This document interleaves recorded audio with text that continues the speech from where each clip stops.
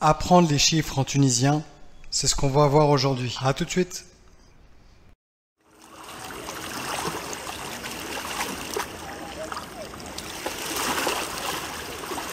Donc, comme je disais aujourd'hui, nous allons voir les chiffres. Al-Arqam, donc qui est le pluriel de Raqm en arabe. Donc, Al-Arqam qui est les chiffres. Avant de commencer, petite note d'information. Il existe certaines lettres dans l'alphabet arabe qui ne se traduisent pas en français. Donc les Arabes, surtout du Maghreb, ont l'habitude d'utiliser des chiffres. Ces chiffres-là représenteront une lettre de l'alphabet arabe. Donc pour commencer, il y a le 3. Le 3 qui correspond au son A. C'est un son qui est prononcé, qui sort de la gorge. Donc il y a trois voyelles, à savoir qu'il y a trois voyelles dans la langue arabe. Il y a soit le A, soit le I ou soit le OU. Il n'y a pas le E ou le Y ou etc. comme dans la langue française. Il y a seulement le A, I, OU. Donc on va pouvoir dire OU, AI ou AI. Donc pour donner l'exemple, il y a plusieurs noms. Par exemple, on l'a vu précédemment, il y a le nom Aïd qui veut dire fête. Mais on aurait pu donner d'autres noms, comme par exemple la Hades qui veut dire lentille, ou par exemple Ma'ak, avec toi, etc. Ensuite vient le chiffre 7 qui correspond à la lettre Ha de la langue arabe, de l'alphabet arabe. Donc on va pouvoir dire Ha, Hi ou Hou en fonction de la voyelle qui vient s'associer à la lettre. Le Ha qui est un H expiré. Pour donner l'exemple, on l'a vu précédemment, il y a Sahha qui est la santé. On le verra après, par exemple, il va y avoir le chiffre 1 qui est Wahid. Voilà un petit peu pour les exemples. Après cela vient le chiffre 9 qui correspond à la lettre Qaf de la langue arabe. Donc on va pouvoir dire Qa, Qi ou Qu. Ça va être les trois différentes prononciations de cette lettre. Avec par exemple Qaddesh qui veut dire combien, ou El Waqt qui est le temps, etc. Il existe d'autres chiffres qui correspondent à d'autres lettres de l'alphabet arabe, mais je vous ai mis les trois chiffres principaux et on verra par la suite s'il est nécessaire d'en rajouter. Petit point historique qu'il est bon à connaître, les chiffres arabes sont les chiffres que l'on utilise actuellement en France, donc les chiffres classiques que l'on connaît tous, qu'on a appris à l'école. Et à l'inverse, les chiffres qu'utilisent les Arabes au Moyen-Orient ou au Maghreb sont les chiffres indiens. Donc voilà un petit peu le paradoxe. Les Arabes utilisent les chiffres indiens et les Européens et le reste du monde utilisent les chiffres arabes à l'écriture. Après, à savoir que dans le Maghreb, on utilise les deux. Donc que vous utilisiez les chiffres arabes, donc ceux qu'on connaît d'habitude en France, ou les chiffres indiens, les deux sont valables. Les deux, on vous comprendra, il n'y a aucun souci. Les Tunisiens sont très à l'aise avec les deux formes de chiffres sans aucun problème. Mais il convient tout de même de connaître ces chiffres indiens parce qu'ils sont tout de même beaucoup utilisés. Et si vous êtes amené à lire un prix ou un document où il y a ces chiffres, c'est bien pour vous de les connaître.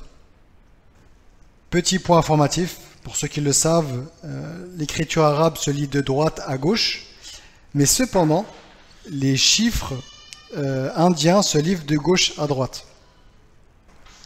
On le verra un peu plus en détail quand on étudiera les nombres. Là, pour aujourd'hui, on va se contenter des chiffres qui vont de 0 jusqu'à 10. Donc, on va pouvoir voir les chiffres. Le premier qui est sphère. Sphère comme en arabe littéraire qui est sifr. Donc voilà, vous pouvez voir que c'est assez ressemblant. Le 0 en chiffre indien est juste un petit point. Les Arabes vont l'écrire comme ça, ce sera juste un petit point. Après, il y a le chiffre 1 qui se dit wahid ou wahed. En fait, ces Tunisiens ont cette tendance pour la voyelle I à un peu la mettre en E, donc ça donne wahed. Un petit peu comme ça. C'est entre le I et entre le E. C'est un peu spécial, mais c'est comme ça. Si vous voulez pas vous embêter, vous dites wahid, c'est tout à fait compréhensible, et comme ça sera exactement comme l'arabe littéraire. Le chiffre 2 se dit thnin. Donc je répète, thnin, qui est 2. On verra selon le contexte que les Tunisiens disent aussi zouz, mais ça, cela dépend vraiment du contexte. Donc, à savoir les deux, thnin ou zouz. Mais zouz, on l'expliquera dans une prochaine vidéo.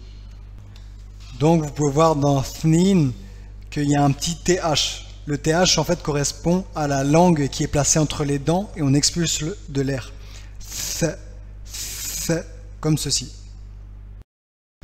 Vient ensuite le chiffre 3 qui se dit thalatha. Mais comme les Tunisiens parlent un peu vite, ils auront tendance à mâcher le th du début, ce qui va donner thalatha. Pour ne pas vous prendre la tête, ce qui est le plus simple pour vous, ce serait de dire thalatha. C'est le plus simple. Vous verrez que pour dire thalatha, ça va vous demander un petit peu d'entraînement. Ensuite, le chiffre 4 qui se dit arba'a. Donc là, vous allez voir avec le 3 que j'ai mis, le chiffre 3 qui correspond à la lettre Ain de l'alphabet arabe. Donc ça se donne arba'a. Ensuite, le chiffre 5 qui se dit khamsa. Comme vous pouvez le voir dans l'écriture de ce chiffre, j'ai mis au début un K et un H. Le K et le H qui correspondent au son R, comme en espagnol, dans Jota par exemple. Les Arabes utilisent encore une fois un chiffre pour désigner le R. Ils mettent un 5. Par souci de compréhension, je ne l'ai pas mis ici, mais il se peut que dans les prochaines vidéos, je vous écrirai un 5 et vous saurez que ça correspondra du coup au son R. Ensuite, le chiffre 6 qui se dit setta ou sitta. Encore une fois, les Tunisiens ont tendance à faire entre les deux, entre le i et le e. Donc setta avec deux t. Pourquoi deux t? Parce que là, il y a une shedda sur la lettre t, pour ceux qui connaissent la langue arabe. Donc la shedda, ça veut dire quoi? Ça veut dire qu'il faut appuyer sur le t. Donc ça va donner setta. Le chiffre 7, saba'a. Encore une fois, il y a le 3 dans l'écriture du chiffre pour désigner la lettre Ain de la langue arabe. Donc, il va falloir bien appuyer saba'a, comme ceci. Le chiffre 8, thmania. Donc voilà, il y a une petite prolongation. C'est pour ça qu'il est très important d'apprendre à lire l'arabe, parce que cette langue a des spécificités qu'il n'y a pas dans la langue française. Donc là, il y a une prolongation, thmania. Cela se dit comme ça. Le chiffre 9, tis'a.